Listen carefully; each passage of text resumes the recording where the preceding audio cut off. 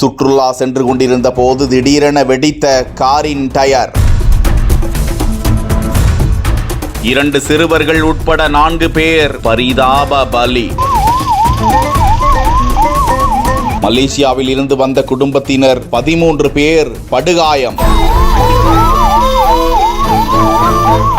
மலேசியாவில் இருந்து ஆன்மீக சுற்றுலாவிற்கு வந்தவர்கள் ராமேஸ்வரம் சென்றுவிட்டு டெம்போ டிராவலர் வேனில் திருச்சி நோக்கி பயணித்துக் கொண்டிருந்தனர். தஞ்சை காந்தி நகரை சேர்ந்த குடும்பத்தினர் காரில் ராமநாதபுரம் மாவட்டம் நோக்கி வந்து கொண்டிருந்த போது தேவக்கோட்டை அருகே மார்ச்சம்பட்டி மணிமுத்தாறு மேம்பாலம் அருகே அந்த 2 வாகனங்களும் எதிரிட்டு வந்து கொண்டிருக்க திடீரென காரின் டயர் வெடித்து எதிரே வந்த வேன் மீது நேருக்கு நேராக மோதி கோர விபத்து நேர்ந்து விட்டது. விபத்தில் காரில் பயணித்த பவுல் டேனியல், மைக்கேல் மற்றும் 2 சிறுவர்கள் உட்பட 4 பேர் சம்பவ இடத்திலேயே காரின் இடிபாடுகளுக்குள் சிக்கி பரிதாபமாக உயிரை விட்டனர். மேலும் வேனில் வந்த ஓட்டுநர் உட்பட 13 பேர் பலத்த காயமடைந்து அலறினர். தகவல் அறிந்து வந்த தேவக்கோட்டை காவல்துறையினர் காயமடைந்தவர்களை மீட்டு தேவக்கோட்டை அரசு மருத்துவமனைக்கு அனுப்பி வைத்தும் இறந்தவர்களின் உடலை பிரேத பரிசோதனைக்காக அனுப்பி வைத்தும் விபத்து குறித்து வழக்கு பதிந்து விசாரித்து வருகிறார்கள். ஒரே குடும்பத்தை சேர்ந்த சிறுவர்கள் உட்பட 4 பேர்